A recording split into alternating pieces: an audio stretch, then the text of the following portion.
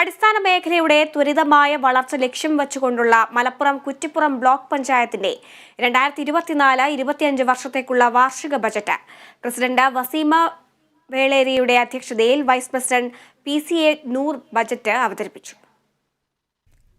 ബജറ്റിൽ ആരോഗ്യ ഉത്പാദന മേഖലയ്ക്കും കാർഷിക ഭവന നിർമ്മാണ മേഖലയ്ക്കുമാണ് മുൻതൂക്കം നൽകിയിട്ടുള്ളത്. കൂടാതെ ഭിന്നശേഷി, വയോജനക്ഷേമം, പട്ടികജാതി വികസനം, വനിതാ ശിശുക്ഷേമം, കല, സംസ്കാരം, വിദ്യാഭ്യാസം, യുവജനക്ഷേമം എന്നിവയ്ക്കും ഊന്നൽ നൽകിയിട്ടുണ്ട്.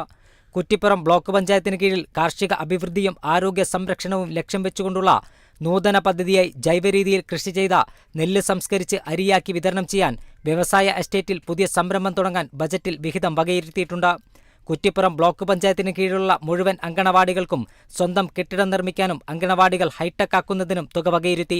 സാധാരണക്കാരന്റെ സ്വപ്നമായ പാർപ്പിടം എല്ലാവർക്കും ഉറപ്പുവരുത്തുക എന്ന ലക്ഷ്യത്തോടെ ഭവന പദ്ധതികൾക്ക് തുക വകയിരുത്തുകയും കുടിവെള്ള ലഭ്യതയും ജലസ്രോതസ്സുകളുടെ സംരക്ഷണം നടത്തിപ്പും പൊതുജനാരോഗ്യ വിദ്യാഭ്യാസ മേഖലകളിലെ അടിസ്ഥാന സൗകര്യങ്ങൾ വർദ്ധിപ്പിച്ചുമുള്ള പദ്ധതികൾ ആവിഷ്കരിച്ച് സാമൂഹികമായും സാമ്പത്തികമായും പിന്നോക്ക അവസ്ഥയിലുള്ള ജനവിഭാഗങ്ങളെ ഉന്നമനത്തിലെത്തിക്കുന്ന കർമ്മപരിപാടിയാണ് ഈ ബജറ്റ് ലക്ഷ്യമിടുന്നത്. കുറ്റിപ്പുറം താലൂക്ക് ആശുപത്രിയുടെ സമഗ്ര വികസനവും ബജറ്റിൽ ലക്ഷ്യം വെക്കുന്നുണ്ട്. കണ്ണാശുപത്രി, ഫിസിയോതെറാപ്പി, വയോജന വാർഡ് എന്നിവയ്ക്ക് ഫർണിച്ചറും അനുബന്ധ ഉപകരണങ്ങൾ വാങ്ങിക്കുന്നതിനും തുക നീക്കിവെച്ചിട്ടുണ്ട്. സായാഹ്ന OPയുടെ പ്രവർത്തനം കാര്യക്ഷമമാക്കാനും തുക വകയിരുത്തി. Kerala vision news, Malappuram.